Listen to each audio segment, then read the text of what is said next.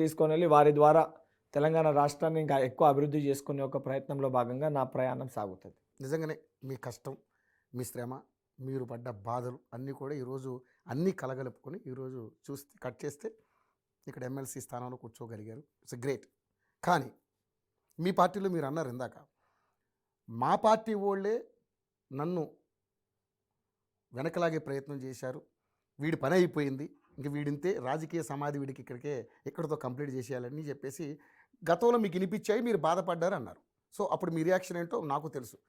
కానీ ఇప్పుడు మీకు ఎమ్మెల్సీ ఇవ్వడంలో కూడా పెద్ద తలకాయలు చాలా కూడా మీకు ఎమ్మెల్సీ రానివ్వకుండా చేసినాయని చెప్పేసి చాలామంది మాట్లాడుతున్నటువంటి సందర్భాలు.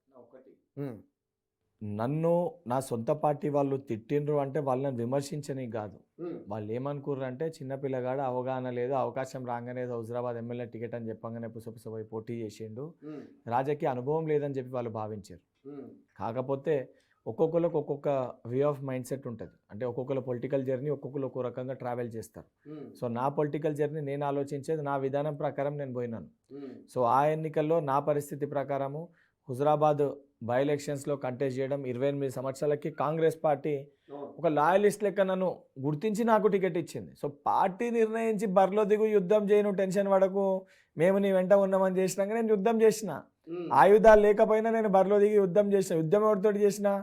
పెద్ద తలకాయలతోటి యుద్ధం చేస్తే ఆ పెద్ద తలకాయలతో పాటు ఆ పెద్ద తలకాయలు అనుకునే భారతదేశంలో ఉన్న ప్రతి తెలుగోడు కూడా బల్మూరి వెంకట్ అంటే గుర్తింపించింది పార్టీ నాకు. ఆ ఇచ్చిన దానికి కష్టపడ్డాను. నా దాని ప్రకారం నేను ఆలోచించిన, వాళ్ళు ఆలోచించిన సిస్టమ్ ప్రకారం పాపం వెంకట్ బలైపోయిందని వాళ్ళు మాట్లాడారు. వాళ్ళందరూ ఏదో నన్ను విమర్శించి నన్ను గుంజే ప్రయత్నం కాదు, పాపం వెంకట్ ఎదుగుతుండని చెప్పి తప్పుడు నిర్ణయం తీసుకుంటూ అవగాహన లేకుండా అని చెప్పి వాళ్ళు భావించారు.